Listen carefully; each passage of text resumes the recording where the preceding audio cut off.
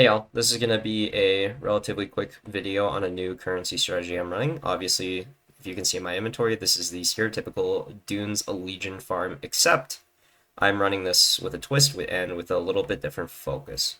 So Legion as a mechanic itself spawns a lot of rare mobs, and I think a lot of people have seen the new videos that bigger content creators are making about the League mechanic, is that rares are the name of the game when you want to look for currency. And so we're going to spike up that number of rares in our maps through Legion and some other mechanics.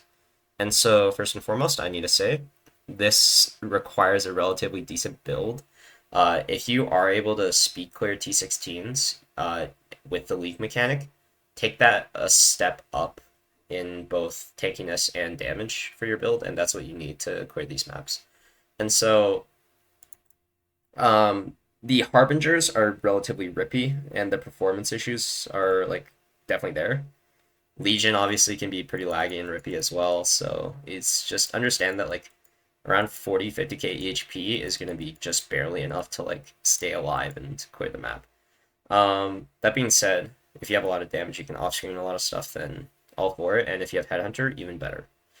But the strategy is going to be low to moderate investment. You're going to be wanting to run any map that's like good with Legion. I just like Dune, and I think a lot of people do too. It's a very simple layout and super easy to get to the boss.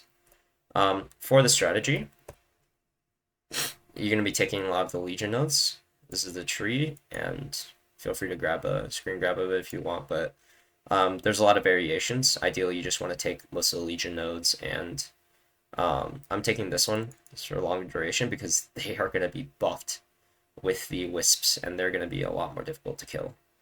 For this, you're also going to be running singular focus to get more of your map drops. I'm taking all of the Harbinger nodes, just because you want as many as you can to look for fraction orbs.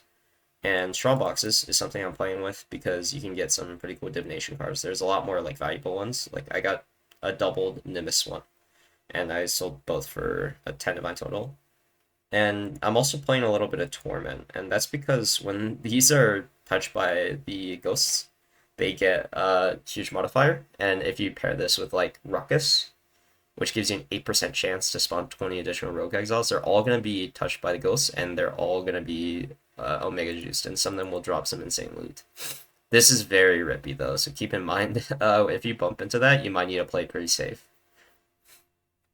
I'm running Eater of Worlds. You can run Exarch, doesn't really matter. I can't even take the minus res nodes or altars, so it's like not a big deal. I'm just really hunting for divines because I want at least one divine altar in this league. One con to this like farming method that I need to preface as well is that these maps take a decent chunk of time. So they take me anywhere from 5 minutes to 7.5, 8 minutes. Like, depending on how much you're looting. I'm using an like uber strict filter with some extra stuff hidden from Neversink, and it is still like dropping so much loot. To the point where I want to use Uber Plus, but Uber Plus hides a little too much, and I can't be bothered to fix that for now. So I'm running my version here, and it's getting me a lot of like small currency. I can't put a exact estimate on the amount you're going to be making, and it frankly is like up to div drops in a lot of like your play efficiency. I think I'm gonna guess I'm making around like 5 to 8 div an hour, but it's like hard to tell. So like putting an exact amount is just pointless to me. Um, what you're gonna be running for maps is you want to roll them. I would say minimum 72 to 75%. If you can hit 80 and you have like the patience to do that, sure. But yeah, I'm running Rustic Cardo because I need more Dunes maps and I need more Jungle Valley maps as well. Rusted Legion Scarabs, obviously, these are very expensive compared to usual. They're like selling at 5C each, not in bulk, so um, that might be like a barrier to entry, but at the same time, it is definitely, you're definitely going to make your money back. One pylon is like close to like anywhere from like 20, 30C to like a like multiple div. You're running Strongbox Scarabs, just 3 additional Strongboxes is always nice. You find more like Diviners and Arcanists, and those can obviously drop some big items. and Rusted Harbinger. Just 2 extra Harbingers in your map. Doesn't add an insane amount, but you know, just like all Rusted Scarabs is going to make this a more low investment strategy. And obviously, you can play these as polished or even gilded if you feel like it. I wouldn't recommend it with this setup, but you definitely can if you want to just like put more time into your maps. And yeah, the Sextants I am running currently are Mysterious Harbinger, just magic pack size, Ritual Altars, and Strong Boxes. You can run Legion as well, but Legion Sextants are absurd, and I am not spending the amount they cost right now. So I'm running cheap alternatives. These are all around 4 to 5 C a pop in bulk. Ritual Altars you can actually switch out for Beyond, and this is something I also want to add, is you can change out some Torment and like Rogue Exiles and go into like Beyond and stuff. The only downside I see to this is that this is probably going to get pretty expensive as more videos come out. Like Beyond is going to get jacked up in price, and so you won't be able to do that all the time.